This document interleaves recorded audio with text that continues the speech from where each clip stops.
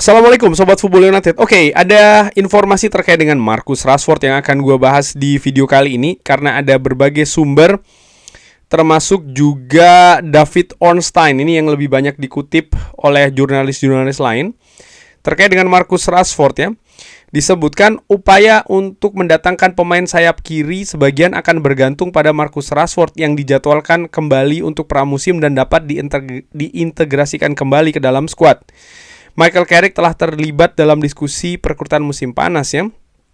Ini yang disebutkan oleh David Ornstein dan Fabrizio Romano menyebutkan bahwa Manchester United telah melakukan kontak langsung dengan kubu Marcus Rashford dalam 24 jam terakhir dan kedua pihak telah membuka pintu untuk kemungkinan mengintegrasikannya kembali ke dalam skuad. United akan senang menyambutnya kembali berlatih di skuad Michael Carrick dan kemudian melihat apa yang akan terjadi di bursa transfer. Itu yang disebutkan oleh dari Fabrizio Romano ya. Tapi Andy Mitten di dalam sebuah podcast juga memberikan informasi lainnya nih mengenai kemungkinan Marcus Rashford bermain untuk Manchester United musim depan.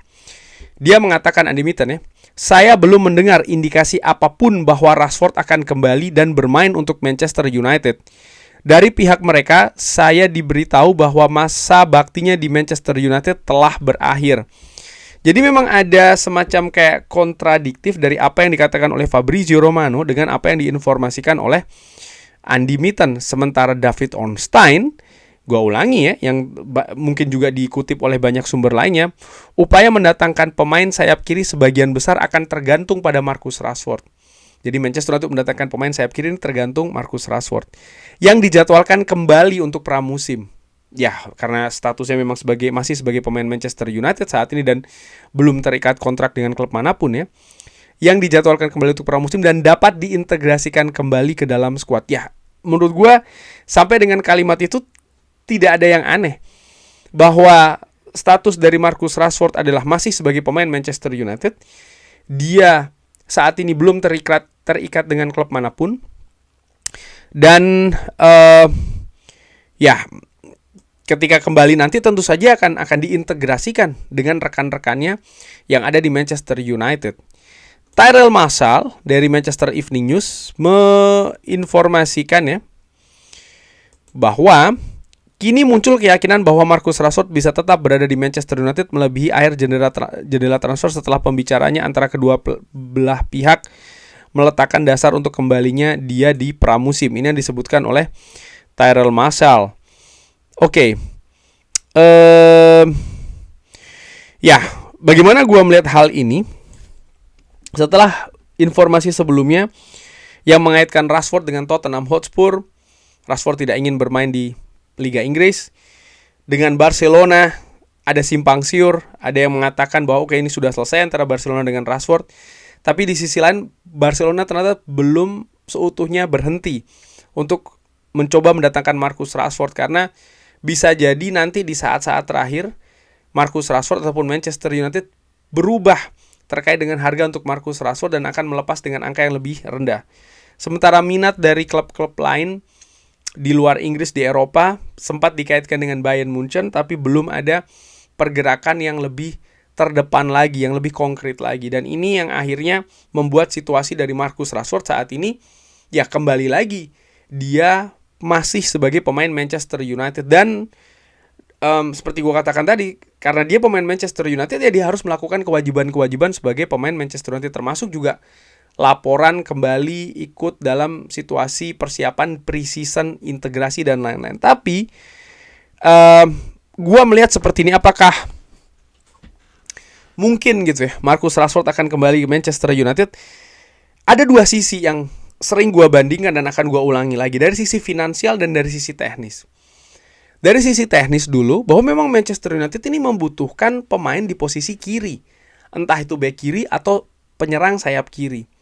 Ya, saat ini Manchester United memiliki Cunha ataupun juga Dorgu, tapi dinilai tidak cukup. Nah, secara teknis kalau Manchester United memiliki ada Rashford lagi katakanlah seperti itu dan Cunha di kiri, wow, kedalaman skuad terjaga, kualitas pun juga demikian. Mereka berdua akan saling bersaing, mereka berdua mungkin akan saling melengkapi.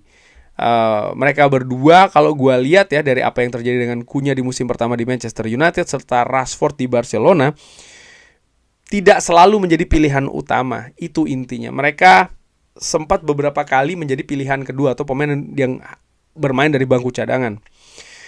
Jadi ada potensi bahwa tidak masalah salah satu dan yang lainnya ini harus duduk di bangku cadangan, yang lainnya bermain duluan.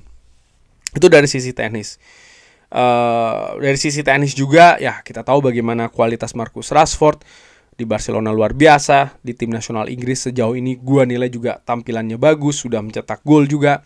Cunha pun juga demikian, fantastis menurut gua musim pertama di Manchester United dan juga saat ini bersama dengan tim nasional Brazil di Piala Dunia luar biasa. Jadi dua sayap kiri ini kualitasnya sedang bagus-bagusnya kalau menurut gua seperti itu ya dari sisi kualitas permainan. Nah, tapi gue juga tidak bisa tidak melihat dari sisi yang lain, yaitu adalah dari sisi finansial. Gaji dari Marcus Rashford itu tinggi sekali. Salah satu yang tertinggi di Manchester United saat ini. Nah, sering juga gue katakan ya, idealnya dengan gaji setinggi itu, kalau tidak salah gaji dari Rashford ini adalah sebesar, sebentar, gue ingin lihat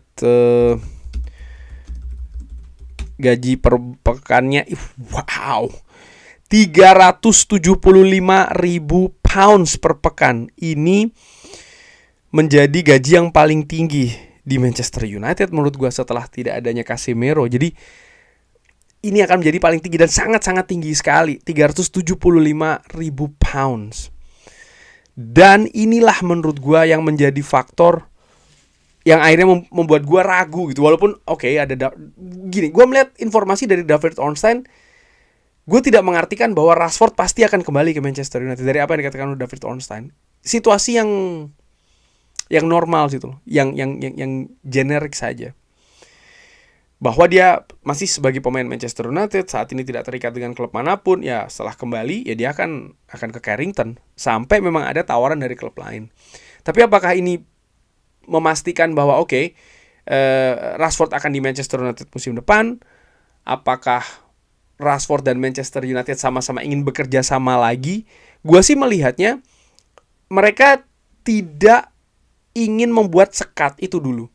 Bahwasannya kemungkinan yang paling terbelakang adalah Rashford tidak laku, Manchester United punya space atau ruangan di sisi finansial, tarik kembali.